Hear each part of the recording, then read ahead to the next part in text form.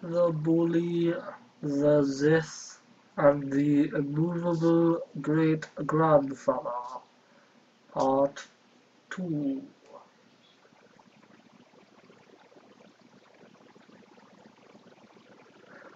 Make sure your shoulders are square with your hips, Soren instructed as he did so himself. Bring both arms out in front of you. Wrist up and then bring them back into position in an L shape alongside your chest as if you are trying to elbow yourself, Soren instructed. Harder, stronger, quicker, Soren added, such a command every time the boy attempted to bring his arms into place. He made the boy do it 12 times till he had it just right. Now you must bend your knees until you feel your body lock into place. Do not misjudge. An over or under bent knee can be the difference between falling and a successful block, Solomon commanded as he slowly felt his pupils better drop down until he found his body go as rigid as it could. Yes, well done, Solomon encouraged the young boy who looked to have gotten it down in one attempt.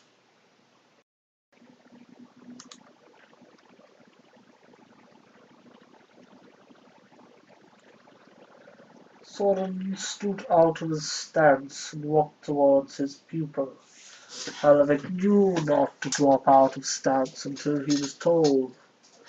This is the form of the rock, he told Falevik, switching to Colin. Your great-grandfather Desartimus admired this form greatly. Every 8th day he would wake at dawn and climb up to a rock overlooking the waterfall. He would drop into this stance and would not move until dusk. Your great-uncle was born on one such day. I was the only one who knew of his secret place, so I was sent to retrieve him. When I arrived, he was as I had expected him to be. He stood, knees dropped, arms by his side, stoically watching the sea. I told him that his wife had went into labor. His eyes did not even move to recognize me. I told him to quit his foolishness, his nonsense, and still nothing. After some time I grew furious. I tried to drag him away, and when that didn't work, I hit him in anger. He did not flinch, or grimace, or register me in any way. I struck him some more times. I used all of my knowledge of unarmed combat to try and get this man to budge, or grimace, thinking that if I could make him move one bit, he would drop the whole thing and go to my mother's side.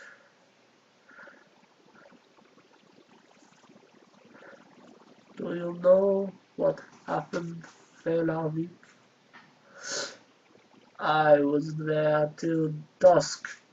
When the sun finally set, my father stood, stretched, and greeted me as if I had just arrived. Soren was suddenly very aware that he was rambling. He had lost topic, and he was finding it hard to remember the significance of the lesson. And that is a powerful lesson. Never give up, Falevik.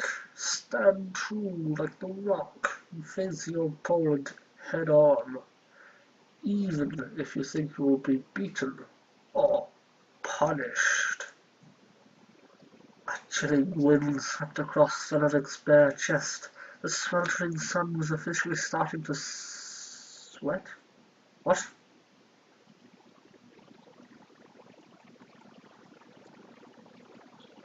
The sweltering sun was officially starting to set.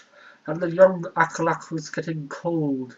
That, and he had the chilling feeling his grandfather knew what had happened earlier on in the day.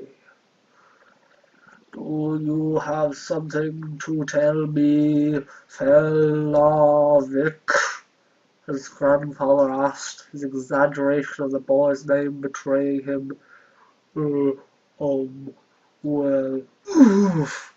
Falevik had been stumbling with his words, and suddenly his grandfather had crouched low and swept his leg with a practiced low kick. The boy, who had not been concentrating on his stance, fell sprawled on the ground. What was that for? Falevik cried out angrily, getting to his feet. Get in your stance, his grandfather replied sternly as the boy stood. Falevik angrily brought his arms out.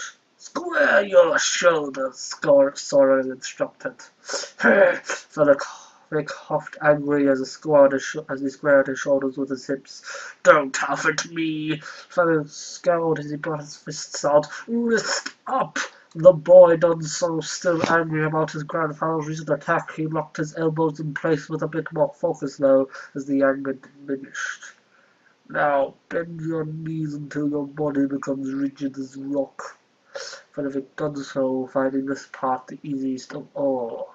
He looked up at his grandfather, the last vestiges of anger gone, replaced by determination and focus. Is this good, grandfather?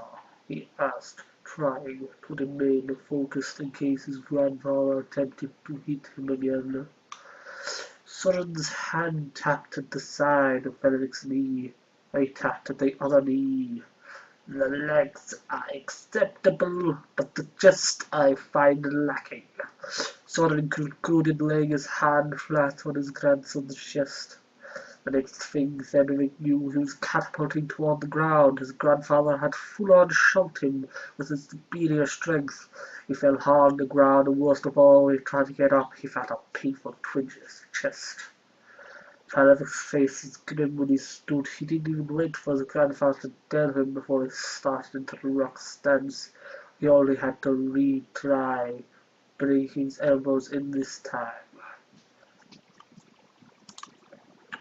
To properly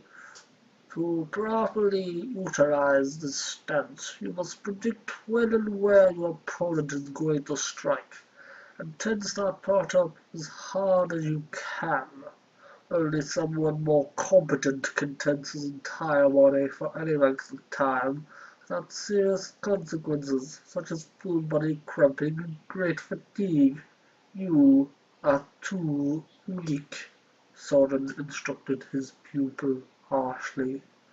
Falevik listened, finally understanding the point of the first two attacks. His grandfather was teaching that if he had tensed up when the strike was dealt, he would have stood his ground. Yes, grandfather, he replied. He wondered what the question had been about, though. Was the grandfather just guessing that might throw him off, or was there still some horrible punishment in store for him after training? Do you have something to tell me, Falevik? Son repeated, peering down at his son with a knowing look. Huh? Now Falevik really was confused. Was it a tactic? What did he know? It was only when it was too late as he saw his grandfather's body shift downward, and his legs sweep across his own. Falevik once again found his ass the grand winner of some hard stone. Falevik rose to his feet and took his stance. The pain in his chest, legs, and most importantly his behind were reinforcements of his concentration.